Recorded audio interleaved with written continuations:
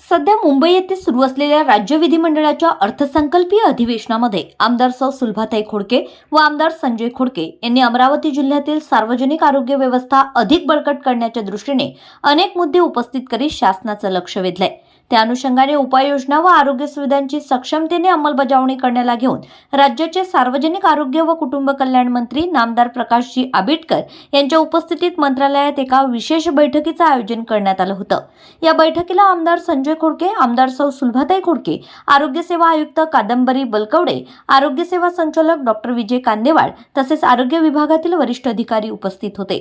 बैठकीमध्ये जिल्हा सामान्य रुग्णालय, जिल्हा स्त्री रुग्णालय तसेच विभागीय संदर्भ सेवा रुग्णालय यासह ग्रामीण भागातील आरोग्य सेवांना अधिक बळकटी देण्यास, रुग्णाला आवश्यक सुविधा तत्परतेने पुरविण्यासंदर्भात तसेच जिल्ह्यातील 102 रुग्णवाहिका सेवेतील तांत्रिक अडचणी आणि इतर प्रलंबित प्रश्नांचा सविस्तर आढावा घेण्यात आला।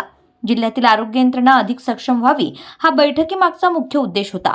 या बैठकीत प्रामुख्याने स्पर्श प्रणालीमधील त्रुटी, चिखलदरा आणि धारणी येथील इंधन पुरवठ्याबाबतचे प्रश्न तसेच रुग्णवाहिकांच्या उपलब्धतेविषयी सखोल चर्चा करण्यात आली आहे। धारणी आणि चिखलदरा सारख्या दुर्गम भागात आरोग्य सेवा विनाखंड सुरू राहण्यासाठी मानधनाचे प्रलंबित विषय तातडीने निकाली काढण्याचे निर्देश देण्यात आले।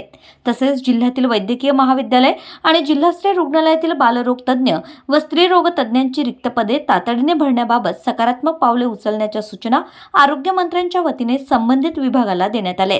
तपोवन कुष्ठरोग संस्थेच्या अहवालाबाबत आणि तेथील सुधारणांबाबतही बैठकीत गांभीर्याने चर्चा झाली। अमरावती जिल्ह्यातील दुर्गम भागातील नागरिकांना वेळेवर उपचार मिळावेत आणि कोणतीही आरोग्य सुविधा कर्मचाऱ्यांच्या अभावामुळे किंवा तांत्रिक कारणास्तव थांबू नये यासाठी शासन स्तरावर सर्वतोपरी प्रयत्न केले जात आहेत।